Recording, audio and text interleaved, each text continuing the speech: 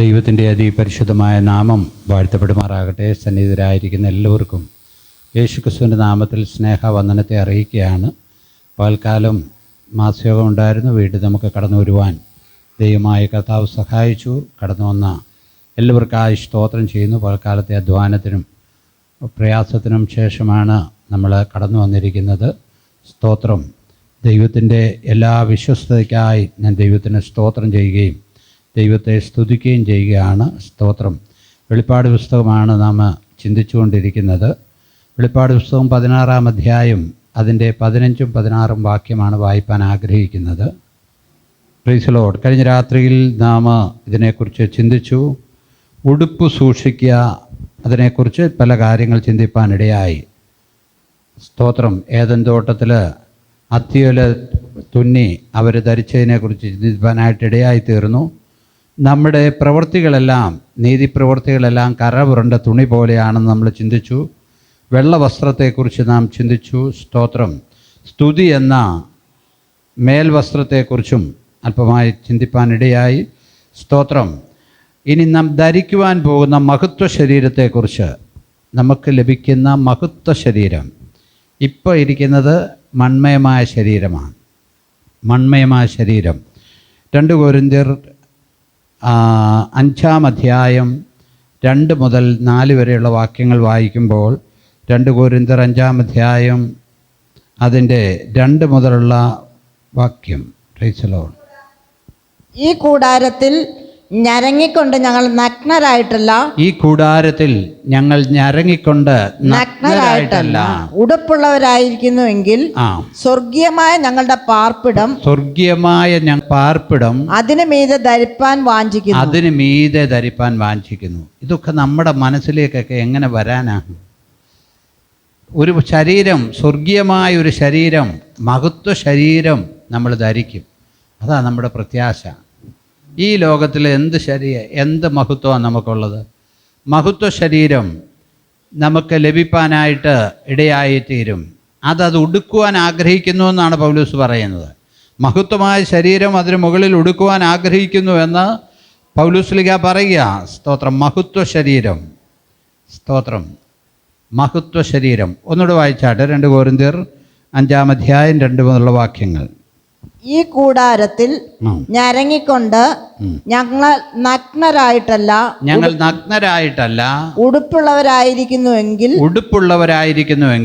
സ്വർഗീയമായ ഞങ്ങളുടെ പാർപ്പിടം അതിന് മീതെ ധരിപ്പാൻ ഞങ്ങൾ വാഞ്ചിക്കുന്നു.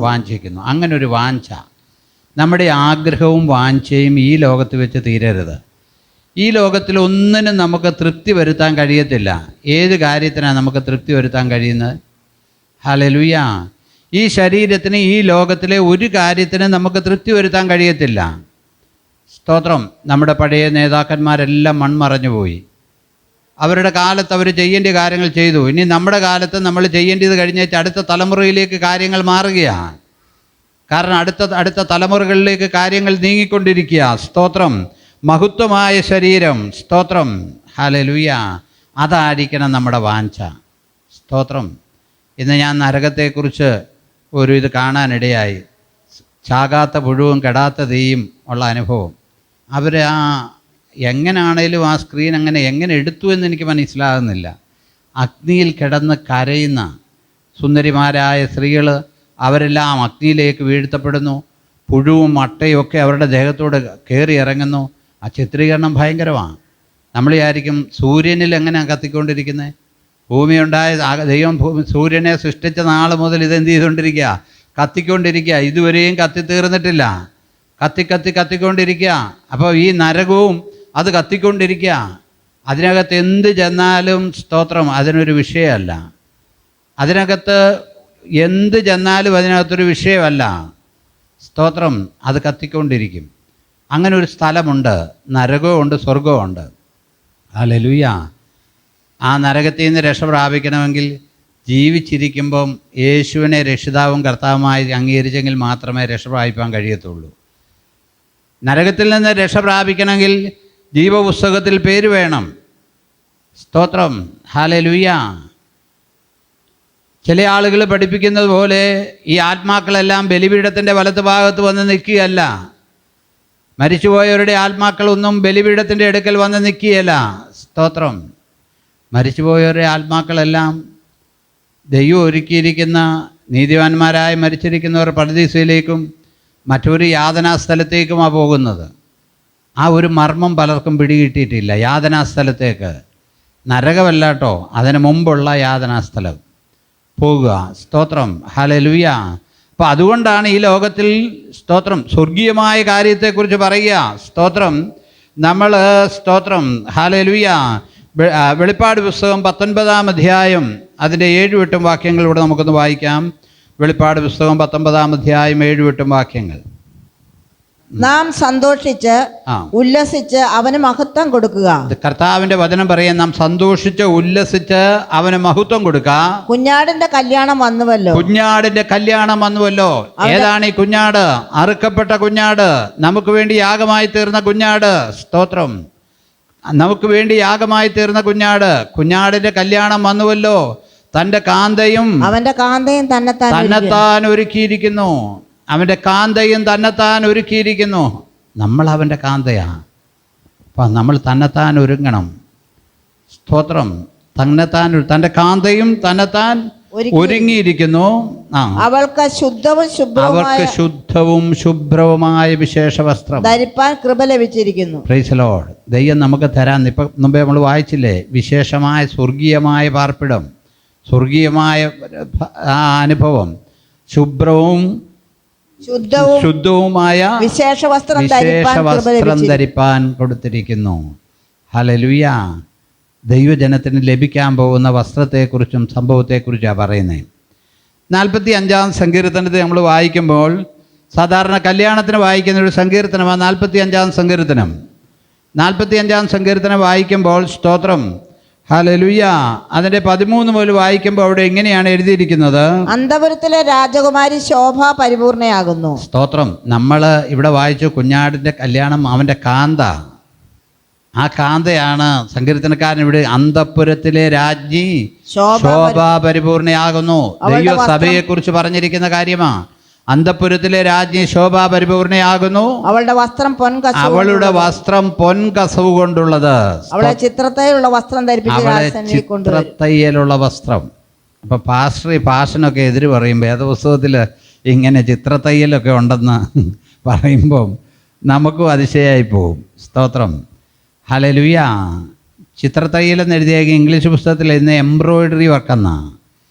കാരണം ആ വർക്ക് എന്ന് വെച്ചാൽ കല്യാണ പെണ്ണിനെ ഒരുങ്ങുന്നതിനൊരു ഇതുണ്ട് കേട്ടോ. നമ്മൾ എല്ലാത്തിനും ഒന്നും നമ്മൾ മനസ്സിൽ പിടിക്കരുത്.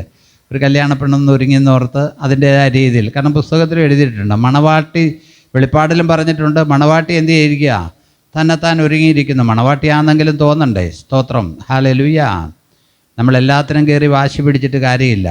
ഇവിടെ സങ്കീർത്തനക്കാരൻ പഴയ നിയമത്തിൽ ഇവിടെ എഴുതിയിരിക്കുകയാണ്, ദൈവസഭയെക്കുറിച്ചാണ് പറഞ്ഞിരിക്കുന്നത്. ചിത്രത്തയ്യലുള്ള വസ്ത്രം. വെളിപ്പാടി പറഞ്ഞു വിശേഷമായ വസ്ത്രം. ഹല്ലേലൂയ. ചിത്രത്തയ്യലുള്ള വസ്ത്രത്തിൻ്റെയൊക്കെ വില, നമ്മൾ പോയി 3000 രൂപയുടെ ചുരിദാർ എടുക്കുന്നതല്ല കേട്ടോ. വലിയ കടയിലോട്ട് ചെല്ലണം. സാധനങ്ങളുടെ വില അറിയണമെങ്കിൽ. ഞാൻ നേരത്തെ ഓർപ്പിച്ചിട്ടുള്ള ഒരു ഇവിടെ ജയലക്ഷ്മിയിൽ ചെന്നു. അപ്പോൾ സാരി എടുക്കാൻ പോയതാണ്. അപ്പോൾ അന്നത്തെ കാലത്ത് 10-20 വർഷം മുമ്പാണ്. അപ്പോൾ അവർ പറഞ്ഞു, സാരിയുടെ വില ചോദിച്ചു, ആവറേജ് എത്ര വിലയുടെ ഉണ്ടെന്ന് പറഞ്ഞു. 1 ലക്ഷം ഉണ്ടോ എന്ന് ചോദിച്ചു. ഉണ്ടെന്ന് പറഞ്ഞു. ഒന്ന് കാണട്ടെന്ന് പറഞ്ഞു. ഞങ്ങൾ എടുക്കാനല്ല, അന്നത്തെ കാലത്ത്. അപ്പോൾ ഇപ്പോഴത്തെ വിലയാകുമ്പോൾ ഒരു 6-7 ലക്ഷം രൂപ ആകും. അപ്പോൾ കാണിക്കാൻ പറഞ്ഞു. ഒരു കൂട്ടിനകത്തിട്ട് ഇത് വെച്ചിരിക്കുക, 1 ലക്ഷം രൂപയുടെ. ഒന്ന് കാണാൻ തന്നെ ഒരു ഭംഗിയാണ്. സ്തോത്രം. സാധാരണ ആവറേജ് 30,000-35,000 രൂപയുടെ സാരിയാണ് ആവറേജ് ഉള്ളത്. അപ്പോൾ അത് മണവാട്ടി പെണ്ണുങ്ങൾക്ക് വേണ്ടി വെച്ചിരിക്കുന്ന വലിയ കോടീശ്വരന്മാരായ ആളുകൾ അവിടെ ചെന്ന് കഴിഞ്ഞാൽ സ്തോത്രം ഹല്ലേലൂയ. അപ്പോൾ അവർക്കത് എത്ര വിലയാണേലും അവരെടുക്കും. നമുക്ക് ഈ പൈസ ഇല്ലാത്തതുകൊണ്ടാണ് കേട്ടോ നമുക്ക് ഈ പൈസയുടെ കാര്യത്തെക്കുറിച്ച്. സ്തോത്രം. ഇത് നമ്മൾ ഇന്നലെ അംബാനിയുടെ മോൻ്റെ കല്യാണത്തെക്കുറിച്ച് കേട്ടു. കല്യാണത്തിൻ്റെ ചിലവ് കോടികളായിരുന്നു. പക്ഷേ ആ കോടികൾ അദ്ദേഹം മുടക്കിയപ്പോൾ നമ്മൾ വിചാരിച്ച് 12,000 കോടി രൂപ എത്രയായിരുന്നു? അത്രയും കോടികൾ. അപ്പോൾ നമ്മൾ വിചാരിച്ച് പാഴ്ചെലവാണല്ലോ ഇത്, എന്തിനാന്ന്. ആ കോടി കല്യാണം നടത്തി കഴിഞ്ഞപ്പോഴത്തേക്ക് അയാളുടെ ആസ്തി കൂടി. കാരണം എന്നാന്ന് ചോദിച്ചാൽ അതിൻ്റെ 10 മടങ്ങ് ഷെയർ വർദ്ധിച്ചു. അതിൻ്റെ 10 മടങ്ങ് ഷെയർ വർദ്ധിച്ചു. സ്തോത്രം, ഹല്ലേലൂയ. കഴിഞ്ഞ ദിവസം അമേരിക്കൻ പ്രസിഡന്റ് ട്രംപ് ജയിച്ചപ്പം ഇലോൺ മാസ്ക്, ടെസ്ലയുടെയും സ്പേസ് എക്സിൻ്റെയും നമ്മുടെ സാങ്കുട്ടൻ ജോലി ചെയ്യുന്ന ആ കമ്പനിയുടെ ഉടമസ്ഥൻ $1000 കോടി ഏതാണ്ട് അദ്ദേഹത്തിന് വേണ്ടി മുടക്കിയത്. അത്രയും മുടക്കിയപ്പം അത്രയും കാശ് പോയല്ലോ എന്ന് നമ്മൾ ചിന്തിക്കും. അതിന് ശേഷം ഇന്നത്തെ പത്രത്തിൽ വാർത്ത വന്നത് അദ്ദേഹത്തിൻ്റെ ഷെയറിൻ്റെ മൂല്യവും അതിൻ്റെ 10 മടങ്ങ് വർദ്ധിച്ചു. 1000 കോടി രൂപ മുടക്കിയപ്പോൾ അതിൻ്റെ 10 മടങ്ങ്. ഇനിയും നമ്മൾ പറഞ്ഞ ഈ നമുക്കാണ് നിസ്സാര പൈസയെക്കുറിച്ച് നമ്മൾ ചിന്തിക്കുന്നത്. നമ്മുടെ ലുലുവിൻ്റെ ഉടമസ്ഥൻ അദ്ദേഹത്തിൻ്റെ ഷെയർ ഈയിടെ വിറ്റപ്പോൾ അദ്ദേഹം പ്രതീക്ഷിച്ചതിൽ കൂടുതൽ ആളുകളാണ് അത് വാങ്ങിക്കാൻ വേണ്ടി നിൽക്കുന്നത്. അദ്ദേഹം പ്രതീക്ഷിച്ചതിലും കൂടുതൽ ആളുകൾ. അദ്ദേഹത്തിൻ്റെ ആസ്തി എന്ന് നമ്മൾ പറയുമ്പം സത്യത്തിൽ ഈ ആസ്തി ആരുടെയാണെന്നറിയാമോ? നാട്ടിലുള്ള ആളുകളുടെയാണ്. അവരെടുത്തിരിക്കുന്ന ഷെയറാണ് ഇതിൻ്റെ ആസ്തി. അപ്പം നമുക്കില്ലാത്തത് കൊണ്ട് ചെറിയ കാര്യം ചെറിയ വിലയായിട്ട് നമുക്ക് തോന്നും. ഉള്ളവൻ ഇതൊന്നും ഒരു വിലയല്ല. സ്തോത്രം. നമ്മുടെ വിഷയത്തിലേക്ക് മടങ്ങി വരട്ടെ. കർത്താവിൻ്റെ കാന്തയെ പഴയ നിയമത്തിൽ പറയുക, ചിത്രത്തയിലുള്ള വസ്ത്രം ധരിപ്പിച്ച വായിച്ചേ 40. അവളെ ചിത്രത്തയ്യലുള്ള വസ്ത്രം ധരിപ്പിച്ച് രാജസന്നിധി കൊണ്ടുവരും. അവളുടെ തോഴിമാരായി കൂടെ നടക്കുന്ന കന്യകമാരെയും കൊണ്ടുവരും. സ്തോത്രം. ഭയങ്കരമായ അനുഭവം. നമ്മൾ അറിയാം, വേദപുസ്തകം പഠിക്കുമ്പോൾ നമുക്കറിയാം ദൈവസഭയും പഴയ ഇതും കൂടെ മാറ്റമുണ്ട്. പഴയ നിയമ ഇതെന്ന് പറഞ്ഞാൽ യോഹന്നാൻ സ്നാപകം വരെ സ്നേഹിതന്മാരെന്നാണ് പറഞ്ഞിരിക്കുന്നത്. യോഹന്നാൻ സ്നാപകം വരെ സ്നേഹിതനെന്നാണ് പറഞ്ഞിരിക്കുന്നത്. എന്നാൽ കാന്ത എന്ന് പറയുന്ന അനുഭവം വേറൊരു അനുഭവമാണ്. നമ്മൾ ആ അനുഭവത്തിലേക്കാണ് നാം വന്നിരിക്കുന്നത്. കാന്ത എന്ന് പറയുന്ന ആ അനുഭവത്തിലേക്ക്, കാന്ത എന്നുള്ള അനുഭവത്തിലേക്കാണ് നാം വന്നിരിക്കുന്നത്. സ്തോത്രം, ഹല്ലേലൂയ. സ്തോത്രം, ഹല്ലേലൂയ. അവളുടെ തോഴിമാരായ കൂടെ നടക്കുന്ന കന്യകമാരെയും അവരുടെ അടുക്കൽ കൊണ്ടുവരും. സന്തോഷത്തോടും ഉല്ലാസത്തോടും കൂടെ അവരെ കൊണ്ടുവരും. സന്തോഷത്തോടെ. നമ്മൾ ആ വസ്ത്രത്തെക്കുറിച്ച് അവർ പറഞ്ഞിരുന്നത്. സ്തോത്രം, ഹല്ലേലൂയ. വെളിപ്പാടിലേക്ക് മടങ്ങി വന്നാട്ട് സ്തോത്രം 16-ാമത്തെ വാക്യം വായിക്കുമ്പോൾ അവിടെ ഇങ്ങനെ എഴുതിയിരിക്കുകയാണ്, അവരെ എന്ത് ചെയ്യും? എബ്രായ ഭാഷയിൽ ഹർമഗദോൻ എന്ന സ്ഥലത്ത് കൂട്ടിവരുത്തും. എന്ന് വെച്ചാൽ സകല ലോകരാജ്യത്തിലെ പട്ടാളക്കാരെയും ഭടന്മാരെയും ഇസ്രായേലിനെതിരായിട്ട് ഹർമഗദോനിൽ കൂട്ടിവരുത്തും. അതാണ് ഇനി സംഭവിക്കാനുള്ള സംഭവം. ഹർമഗദോനിൽ കൂട്ടിവരുത്തുമ്പോൾ സ്തോത്രം, ഹല്ലേലൂയ. സ്തോത്രം. ഹർമഗദോനിൽ കൂട്ടിവരുത്തും. ഹല്ലേലൂയ. അന്നേരമാണ് കർത്താവ് വരുവാനിടയായിത്തീരുന്നത്. 16-17 മുതലുള്ള വാക്യങ്ങൾ വായിച്ച്. ഏഴാമത്തവൻ തന്റെ കലശം ആകാശത്തിൽ ഒഴിച്ചു.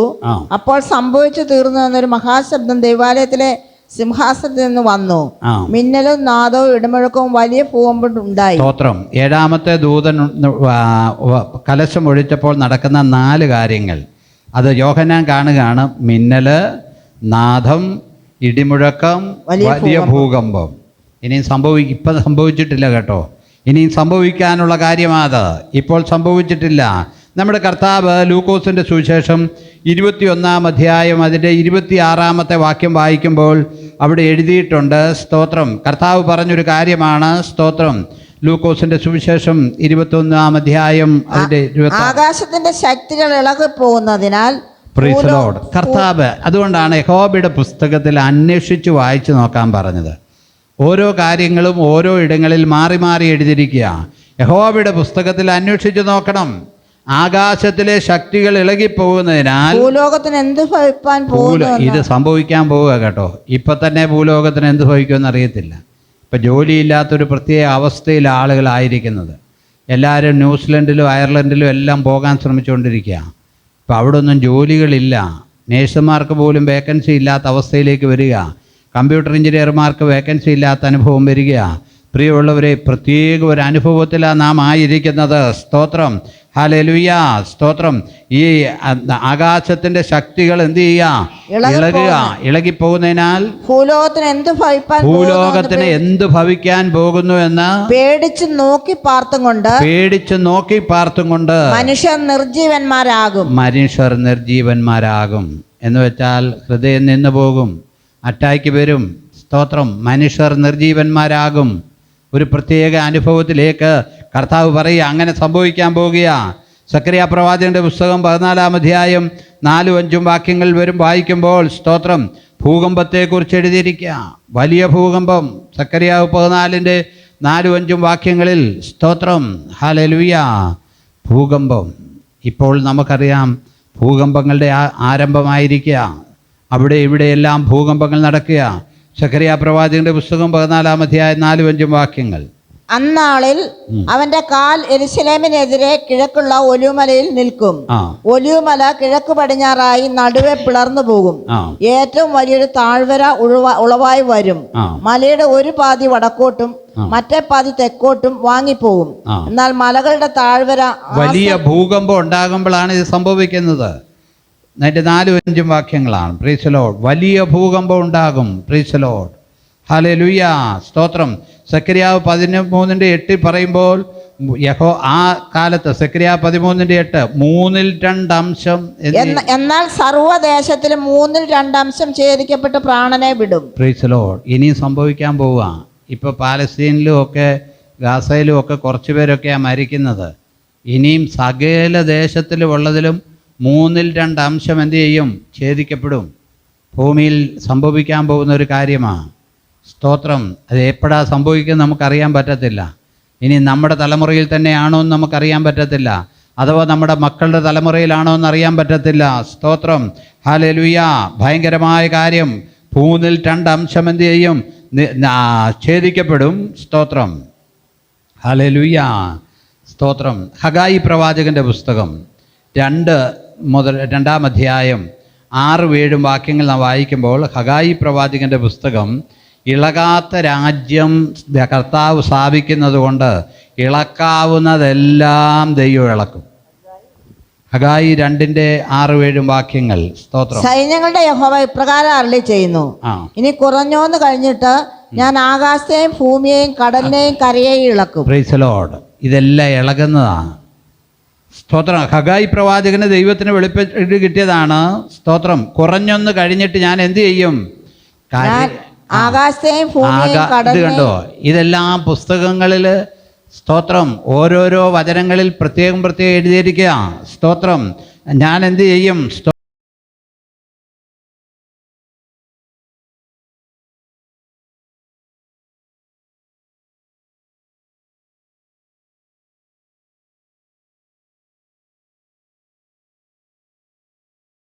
പ്രവാചകന് ദൈവത്തിന് വെളിപ്പെട്ട് കിട്ടിയതാണ്. സ്തോത്രം. കുറഞ്ഞൊന്ന് കഴിഞ്ഞിട്ട് ഞാൻ എന്ത് ചെയ്യും? ആകാശത്തെയും ഭൂമിയെയും കടലിനെയും. കണ്ടോ? ഇതെല്ലാം പുസ്തകങ്ങളിൽ സ്തോത്രം ഓരോരോ വചനങ്ങളിൽ പ്രത്യേകം എഴുതിയിരിക്കുക. സ്തോത്രം. ഞാൻ എന്ത് ചെയ്യും? സ്തോത്രം. ആകാശത്തെയും ഇളക്കും, ഭൂമിയെയും കരയെയും ഇളക്കും. കാരണം ഇളകാവുന്നതിനെ എല്ലാം ഇളക്കും.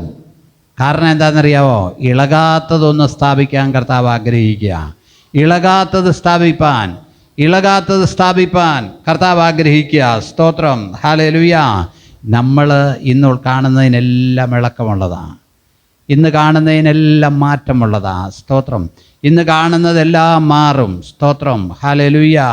ദൈവമക്കളെ, സ്തോത്രം. ഇളകാത്തൊരു രാജ്യം ദൈവം നമുക്ക് വേണ്ടി സ്ഥാപിപ്പാൻ ആഗ്രഹിക്കുക. സ്തോത്രം, ഹല്ലേലൂയ. നമ്മൾ അറിയണം. സ്തോത്രം. ഇളകാത്തൊരു രാജ്യം. സ്തോത്രം, ഹല്ലേലൂയ. എബ്രായ ലേഖനം 12-ാം അധ്യായം അതിൻ്റെ 26 മുതലുള്ള വാക്യങ്ങൾ നമുക്ക് വായിക്കുമ്പോൾ, എബ്രായ ലേഖനം 12-ാം അധ്യായം 26 വാക്യങ്ങൾ. എബ്രായ ലേഖനം 12-ാം അധ്യായം അതിൻ്റെ 26 വാക്യങ്ങൾ. ഹല്ലേലൂയ. എബ്രായ ലേഖനം 12-ാം അധ്യായം. അന്ന് ഭൂമിയെ ഇളക്കി, ഇപ്പോഴോ ഞാൻ ഇനി ഒരിക്കൽ ഭൂമിയെ മാത്രമല്ല ആകാശത്തെ ഇളക്കും. അപ്പോൾ ഈ വചനങ്ങളെല്ലാം കൂടെ നമ്മൾ പറഞ്ഞ നമ്മുടെ ഉള്ളിലോട്ട് മനസ്സിലാക്കാൻ പ്രയാസമാണ്. അന്ന് ഞാൻ ആകാശത്തെ ഇളക്കി, ഞാൻ ഇനി എന്ത് ചെയ്യും? ഭൂമിയെ മാത്രമല്ല ആകാശത്തെയും എന്ത് ചെയ്യും? ഇളക്കുമെന്ന് കർത്താവ് വാഗ്ദത്തം ചെയ്തു. ഭൂമിയെ മാത്രമല്ല, നമ്മൾ വെളിപ്പാടിൽ കണ്ട യോഹന്നാൻ കാണുന്ന ഈ കാര്യങ്ങളെല്ലാം പുസ്തകങ്ങളെ ഒത്തുവാക്യമായി നമ്മൾ വായിച്ച് നോക്കുമ്പോഴാണ് ഈ കാര്യങ്ങളെല്ലാം ഇവിടെ കിടക്കുന്നത്. അന്ന് ഞാൻ ആകാശത്തിൽ താഴോട്ട് വായിച്ചോ. ഇളക്കുമെന്ന് അവൻ വാഗ്ദത്തം ചെയ്തു. ഇനി ഒരിക്കൽ എന്നത് ഇളക്കമില്ലാത്തത്. ഇനി ഒരിക്കൽ എന്നത് ഇളകുമെന്നുള്ളതിന് ഒരു സംശയവുമില്ല. ഒരിക്കൽ എന്നത് ഇളക്കമില്ലാത്തത് നിലനിൽക്കേണ്ടതിന്, ഇളക്കമില്ലാത്തതും നിലനിൽക്കേണ്ടതിന്, നിർമ്മിതമായ ഇളക്കമുള്ളതിന് മാറ്റം വരുമെന്ന് സൂചിപ്പിക്കുന്നു. ഇളക്കമുള്ളതിന് മാറ്റം വരും. ഇളക്കമില്ലാത്തൊരു രാജ്യം, ഇളക്കമില്ലാത്തൊരനുഭവം ദൈവമായ കർത്താവ് ഒരുക്കും. എല്ലാ രാജ്യത്വങ്ങളും ഇളകും, എല്ലാം മാറിപ്പോകും. സ്തോത്രം. ഈ ഭൂമിയും എല്ലാം മാറിപ്പോകും. അതിനുശേഷം ഇളകാത്ത നിത്യമായ, സ്തോത്രം, ഹല്ലേലൂയ, ഒരനുഭവം കർത്താവ് ഒരുക്കും.